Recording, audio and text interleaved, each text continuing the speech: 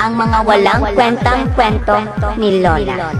Sa pusod ng bulkang mayon, saksi ang gubat na ito sa isang malagim na pangyayari na magaganap. Siya si Reyna Daphne. Wala po sa kanyang humahabol, feel niya lang tumakbo.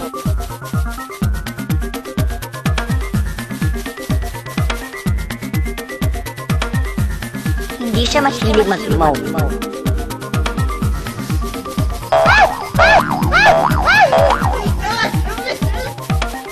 Ito naman si Reyna Snow White.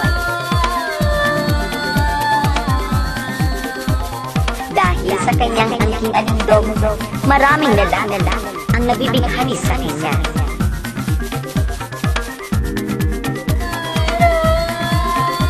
At sa walang pag-aalinlangan niyang pamimigay ng living load.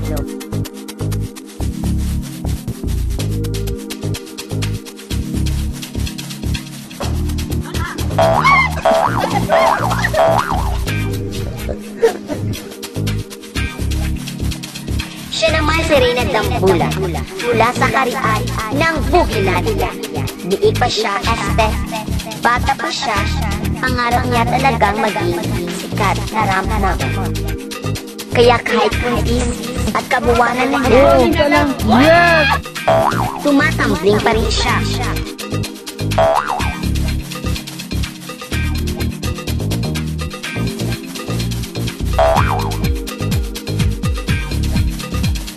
Ang tatlong Reyna ay nagtagpo sa kagupan.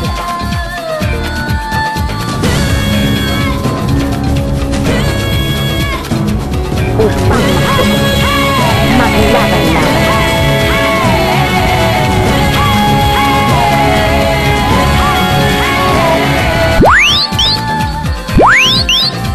Kung sinong karapat-dapat magmay-ari ng bulkang ngayon.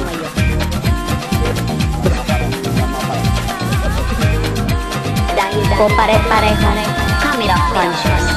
Kahit naglalaban, nakitingin sa camera, kakainis. Matapos ang labanan, si Reyna Snow White ang nagwagi. Dahil sa kanyang eksenang gumugulong-gulong. Siya ngayon ang tinanghal na Reyna ng bulkang mayon.